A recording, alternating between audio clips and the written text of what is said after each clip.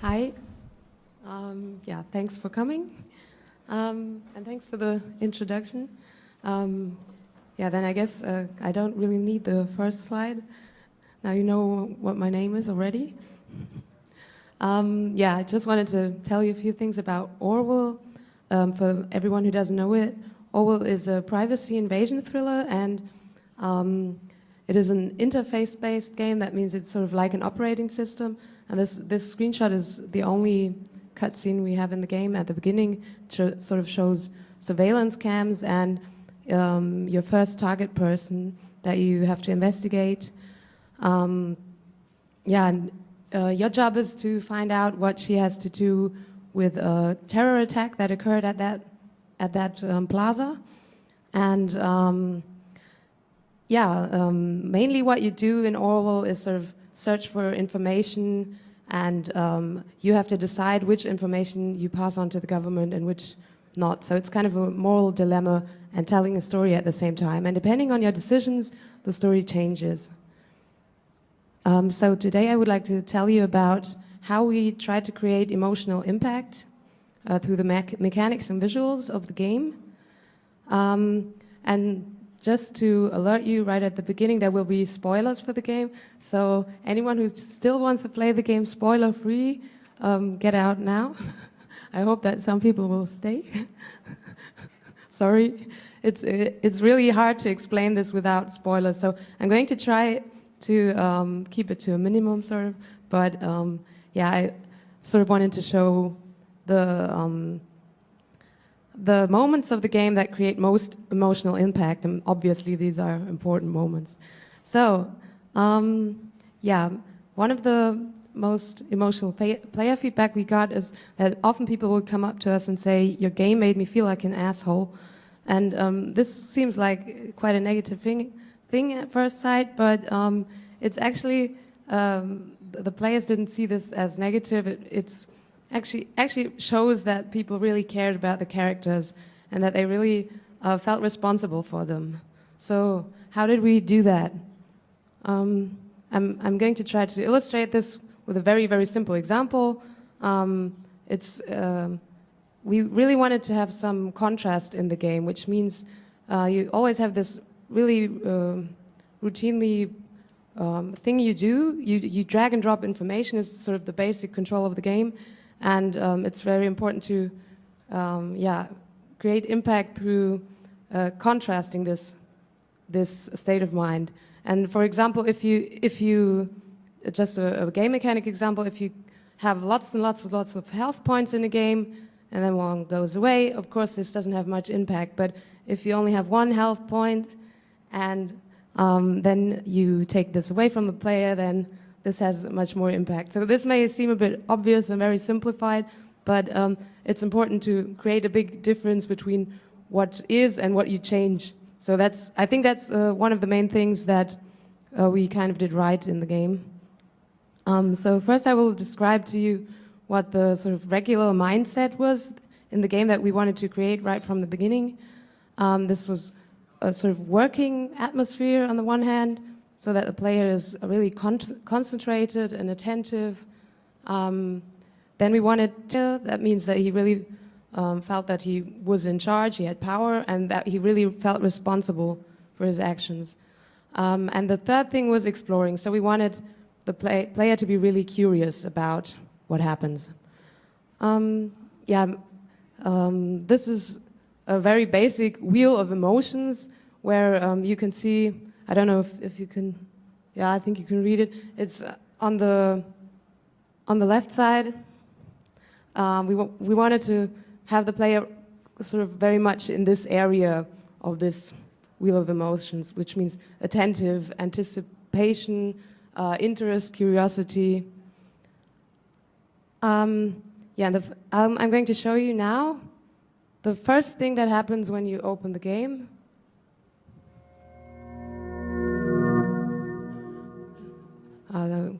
You can see that it's sort of the sound and the layout, it's all like an operating system.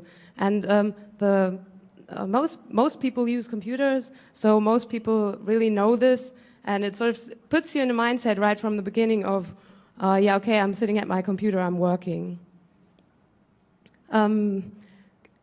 At the beginning, you sort of register for an account, and then you log in like on a regular computer. And the third step of this registration is actually sort of like a form. And we actually, you have to click on I agree here to keep on playing. So we actually physically kind of force the player to sort of sign a contract for being responsible. And it also says that you have to adhere to the laws of the nation, which is the fictional country you are in. And you don't really know the laws, of course. So you're actually agreeing to something that you don't really know, which is sort of something we often do anyway. But yeah, this is the interface of the game. And this was, yeah, supposed to, on the one hand, also resemble this operating system, like you have a taskbar or you have a start button where you can get a pop-up menu, and it's also sort of friendly and calm, but it's something where that the player really knows, and that the player sort of knows from the internet, like these social networks. And we are all very much used to browsing through these social networks all the time, every day. And so this was kind of to put the player in the curiosity mindset. Yeah. Now I'm going to describe 3 moments of the game that were contrasting to this mindset. So the first one, we tried to go to the other side of the wheel of emotions on the right-hand side in this sadness area. And this was in an episode where we had a character called Nina, and she's a military woman, and she used to be a soldier, and she has this very fearless kind of character, and she's a very contrasting personality in herself. At the beginning of this episode, you sort of find out about her past, and then later it becomes more and more private, and you find out she's actually a single mother, and she has a kid, and she's really worried. So that's her very vulnerable point, and yeah, it's a big contrast. So you get to know this character very well, and then at one point she starts running from the police, and this is actually a point where we also kind of changed the game mechanics for the first time. Yeah, where you had to, as a player, you had to always make decisions about which information you pass on and which not. And you always had a lot of time for this, so you could research and think about it and look if it's right or wrong. And at this point, suddenly, you have a time-based event. So the player gets put into, from this working mindset, from this having a lot of time, to a really stressful mindset. And I just wanted to show you this video of a Let's Player that I really like, who had a very emotional reaction to one point of this chase. He knew I was climbing out the window. How? I hope you can hear it. Nina, what the hell are you doing? So she's running from the police now, and he's sort of Woo! really excited about it, about what's going to happen next. Don't! I'm gonna get... And this all is happening because of something that he put in the profiler. Nina. I lost connection at the officers at the scene. What the... I need my connection back now. Finally. Looks like it was successful, however, attack it.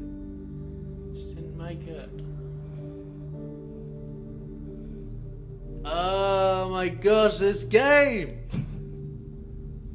This game does things to you. There's a shootout. Yeah. So you can see he's really upset about it. And you have to keep in mind it's a very simple mechanic. It's all text-based. We don't have crazy graphics, and he's still very much immersed in the game. So that was, yeah, kind of hard to do. And the second one that I wanted to show you was a moment of surprise in the game. yeah, you have this superior that always talks to you throughout the game, and he's actually quite not very interesting character, and some people even found him a bit annoying.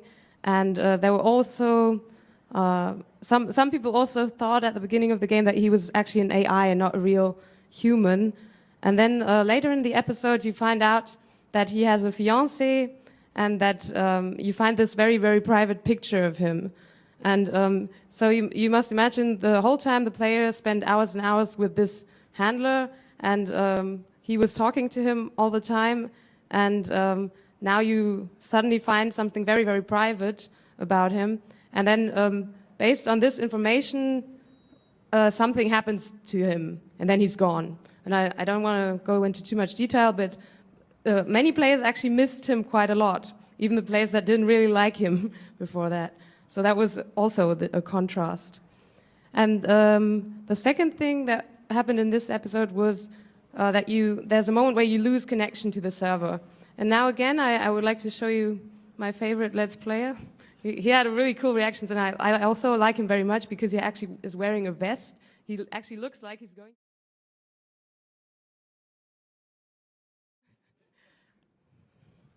Okay, that's notebook. First we start in the trash. Greeting. Lost connection to the main server? Whoa, that spooked me actually. Oh my god, what happened, what happened, what happened?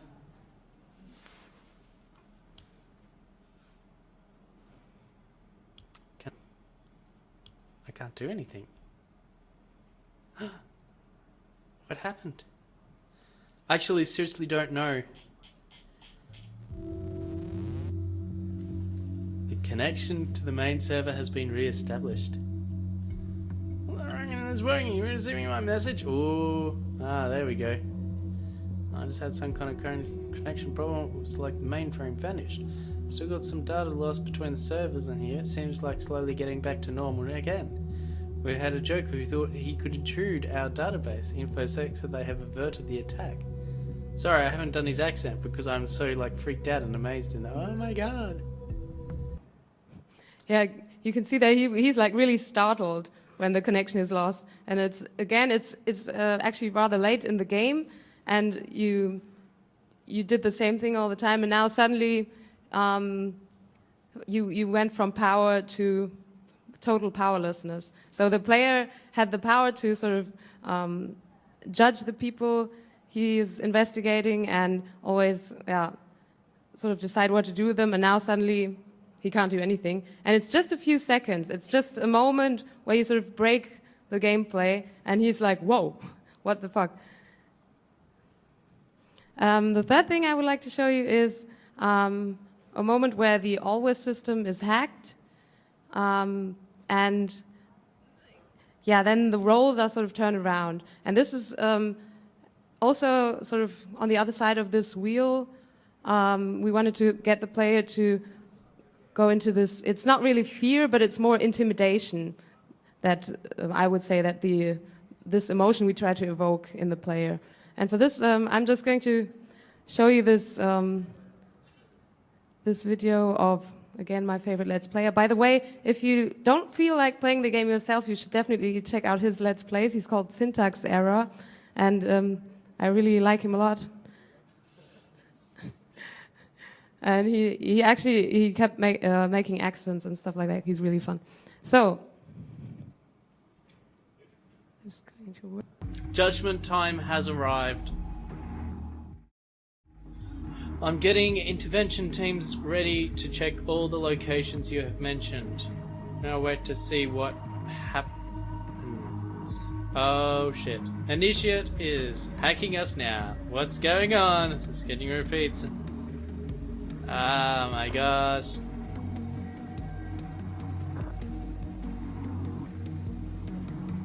We're getting hacked again by the Initiate. So you can see... Who is amazingly good hacker, I must say. The operating system is sort of going crazy, and there are glitches everywhere, and there are strange sounds also, and he can't do anything anymore. And now somebody has taken over. Yeah. What's happening? Here we go. Juliet Carrington. Hello, is this working? Anybody here? Well, I am. Yeah, and I'm not going to show the whole conversation, obviously, but at this point, the player sort of gets shown a conversation of the remaining characters that you didn't kill or put into jail, and they sort of get the information that you put into the profile about them, and they find out what you told the government about them. So the roles are sort of reverted from you were the spy the whole time, and now other people are actually judging you by, or actually seeing what you put in about them, are judging you by how you treated them throughout the game, although you didn't know that other people would find this out. So why is Orwell emotionally moving? As I said, it's sort of the contrast of emotions. It's curiosity changes into the feeling of responsibility. So at the beginning, you sort of browse the profiles and go, okay, interesting. But later you go, oh my God, I didn't know that about her or him, and I really feel for this character. And then the feeling of power changes to helplessness. So we just had these moments in the game where we took the whole power away from the player, and it sort of feels very, very intimidating if you get the power taken away again. And then the judging people turns into being judged yourself. So you have to sort of in front of a trial, kind of like that. And yeah, so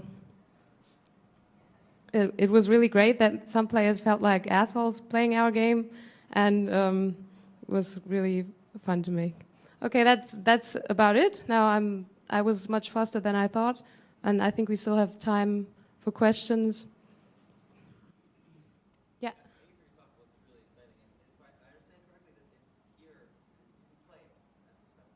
Yes, you can play it here. So.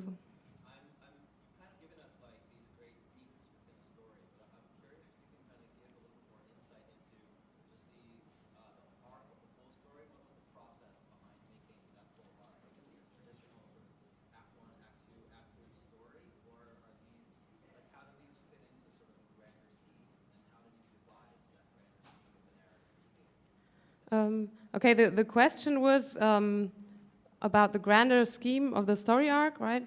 Just in case you over there can't hear it. Yeah, it's the story is made up of 5 episodes, and it is sort of at the beginning it's very linear, and the more you find out, like in the second episode, it gets much less linear. In the first episode, you only have one character. Then you have in the next episode you have like 3 or 4 you can investigate. So it gets more and more branched. And actually, this moment of the chase, for example, that's in the 3rd episode. So the real action, I would say, it doesn't really come before the 3rd episode. So you have a very linear tutorial-like level at first. Then you have a bit more branched one as the 2nd episode. And then in the 3rd episode, you really have something where you go like, whoa, what's happening now? And then we sort of, we had a moment of a bit more searching and investigating in the 4th episode. And then at the end of the 4th episode, there was this connection loss, and then we had this, your handler suddenly disappears right at the end of the episode. So that was kind of a cliffhanger. And then the last episode, in episode 5, we actually have, you have a new handler, and you really notice that things are getting, getting really more action, and the story sort of starts summing up, and you find things out that you would never have thought. And and then towards the end, you have this final conversation that also sums up your decisions. And but there are still more things happening after that. So you have more private devices after that, and you have more reveals and twists. And yeah, so it's kind of it starts quite slowly, but it gets more and more faster and more also for the story, more action and more revelations and twists.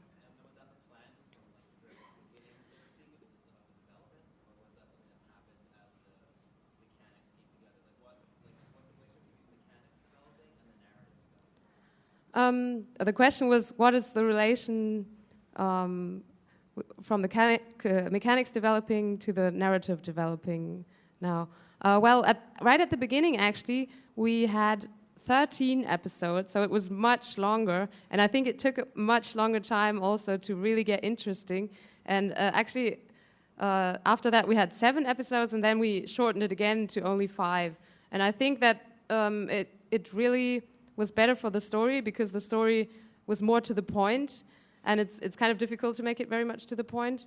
And yeah, the mechanics, actually, that sort of at the beginning we decided on the basic mechanics. Right at the beginning we had we didn't highlight the information. You could see in the interface that the information was highlighted. I'm just going to go back to show you. There. So all the pieces of information you can put into the profiler are highlighted. And that, of course, makes it a lot easier for the player to find it. And it's sort of, the idea was, okay, Orwell has these keywords on that person where you can find. And like if you put in, she is an artist, you also find her art portfolio online and stuff like that. And yeah, right at the beginning, we didn't have highlighted information, but you could put everything into the profiler. And we discovered that this wasn't good, because the player was much more busy with finding the information than deciding on which information he wanted to put in. So this was quite a contradiction. So to answer your question, we actually, at the beginning, we worked a lot on the basic mechanics, but these breaking the mechanics, that came later, and that was dependent on the story arcs. So we had a sort of basic mechanic that we used, that we figured out. It took us, I think, a year to figure out the best way of doing this and how to get the moral dilemma to the point. And the sort of breaking this, those were ideas, that was actually the fun part, where you could sort of try to play with that. So I hope that answers your question. Yes? Awesome, great.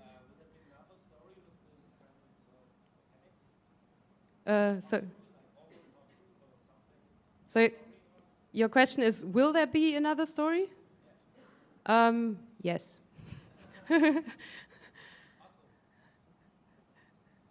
Yes?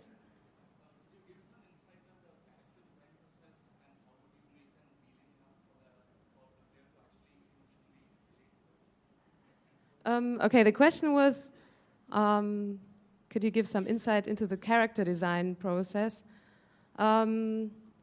Yeah, well, for example, this first character, Cassandra Watergate, the idea of her was, that's actually also kind of a contrast. She used to work in the pharmaceutical company of her parents, and she used to have long blonde hair and look quite conservative, and then she joined this activist group Thought, and she decided to become an artist and become a protester, and then she dyed her hair blue, and she's sort of, actually she's kind of a rich parents little girl, and but she was really into this, well, cool, I'm a protester, and she's not really a person who is an evil mastermind or something like that, so she's kind of a victim at the beginning, because she's not very careful. And yeah, with her, we sort of actually we had character sheets for every character, and all the important things, or what they wanted and what they were up to, they were listed in there. And then I made the art for each character, so sort of deciding on, yeah, what would be the most sensible way they would look like, and what are their little perks, and yeah, how would their outer appearance resemble this? So with Cassandra, we had the blue hair and the glasses, and also trying to show it on her timelines profile. She has this. You can't really see that because the window is in front, but she has pictures of her cat, and she likes Alice in Wonderland. And actually, here on the left, you can see she likes the band The Targets, and that's actually a band that some Thought members used to be in, and you also find the website of the targets at one point. And yeah, I hope that kind of answers your questions.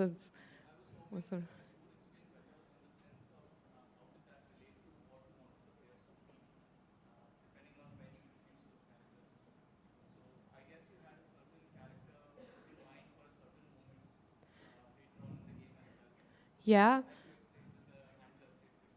Yeah, yeah. Well, I think Nina might be a good example for that. Like she is a member of the activist group who actually appears at a later point in the game, and she is sort of very bitter. And yeah, regarding the outer appearance, it's sort of on the one hand she's sort of I don't know, a fragile blonde girl, and on the other hand, she has this military uniform, and it's sort of very individual for each character. So if I would, okay, thank you.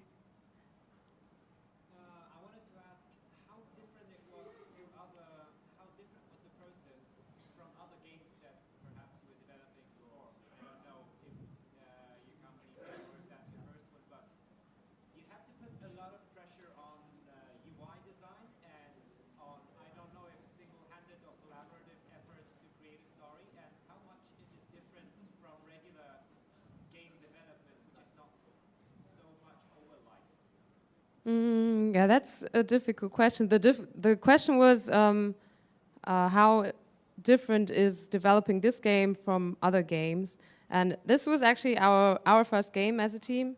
But I mean, we did do some student projects together that were other games, and yeah, I guess the main thing with Orwell was that it's a very narrative game, and you have this big elaborate story where you have twists and revelations. And with games we made before that, we didn't have that. So we kind of concentrated more on the atmosphere and the look and feel. And also this actually makes it easier in a way to evoke emotions for the player, because if you have really cool characters and a big world and music and stuff like that, then it's already very emotional. And with Orwell, this was harder to make, because at the beginning the game was actually quite boring, or it was very repetitive, and many people found it kind of interesting and intriguing, but it wasn't so catchy that the players really said, "Wow, what an experience!" So it's actually more difficult, I guess, with an interface-based game to make it very hooking and immersive. And yeah, I think sort of trying to break the mechanics from time to time really helped with this, because if you only see pictures of people on their computers, this is really, it can get very, very private, and also interesting to find stuff out about people. But I guess people are just, I don't know, used to seeing private stuff, and so that's not really a very big deal. It's sort of interesting, but it's not like, what the fuck. So that might be the main difference. Yes? Sorry?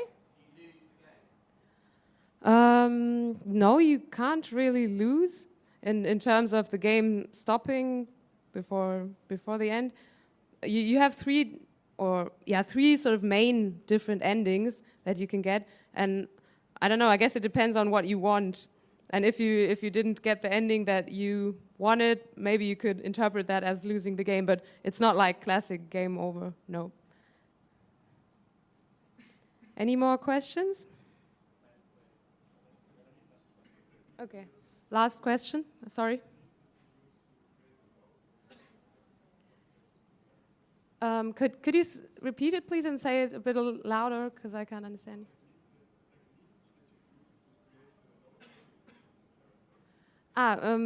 Yeah, the question was, how did we create the low poly look of the characters? We sort of built the faces actually from different photos. We sort of made photo collages in Photoshop, and then we kind of traced them with triangles. And so it's not a filter or anything, but we did it all by hand in Illustrator, and sort of pieced the pictures together. And some faces we actually took from real life, like all of the team members are in the game too, because we needed a lot of profile pictures and stuff like that. But most of the main characters we sort of designed ourselves, so pieced together the faces. And the reason why we chose this style was that we wanted to sort of make it look kind of real, kind of like photos or things that you know from social networks, and sort of some look like selfies, or some look like, I don't know, family snapshots and stuff like that. But we didn't want to, it was kind of a distorted reality that we wanted it. So it's kind of as if you were looking through a milk glass window. And yeah, that's the reason why we chose this style. Okay. Yeah, I guess that was the last question. Thank you for listening.